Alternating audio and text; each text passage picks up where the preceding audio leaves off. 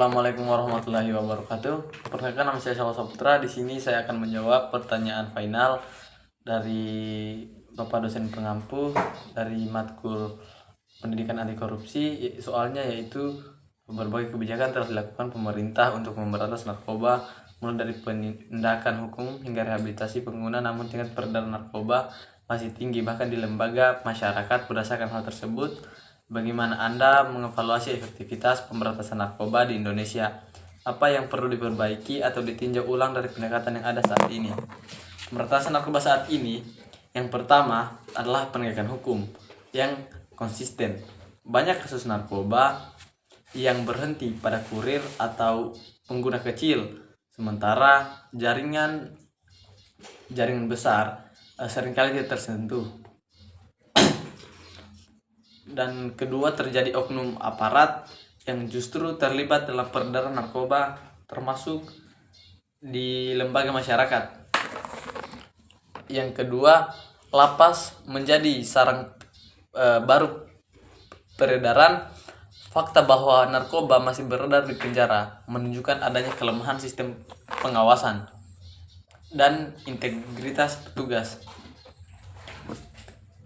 Yang ketiga, rehabilitasi belum merata dan terkesan formalitas. Program rehabilitasi cenderung fokus pada aspek medis, namun minim dalam pemberdayaan ekonomi atau reintegrasi sosial. Tidak semua pengguna mendapatkan akses rehabilitasi. Masih banyak yang langsung dipidana. Dan yang keempat, pencegahan kurang menyentuh akar permasalahan. Kampanye pencegahan belum menyentuh secara mendalam akar persoalan seperti kemiskinan, pengangguran, dan tekanan sosial.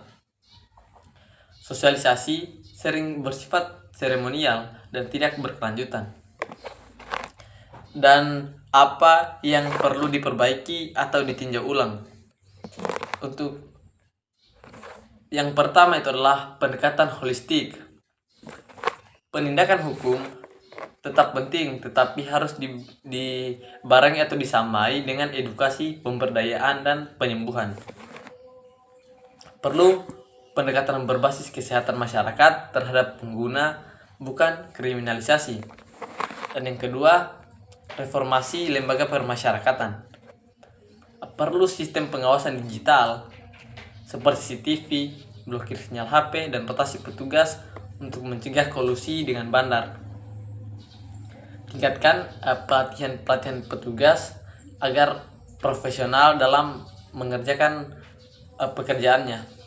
Dan yang keempat, optimalisasi peran masyarakat dan pendidikan. Kita bisa melibatkan tokoh-tokoh agama, tokoh-tokoh pemuda, ataupun media dalam membangun kesadaran. Dan gimana pendidikan bahaya narkoba harus masuk kurikulum sejak dini dengan pendekatan interaktif. Dan yang kelima, harus ada transparansi dan akuntabilitas lembaga penegak hukum. Perlu lembaga pengawasan independen untuk memantau kerja aparat, terutama yang menangani kasus narkoba.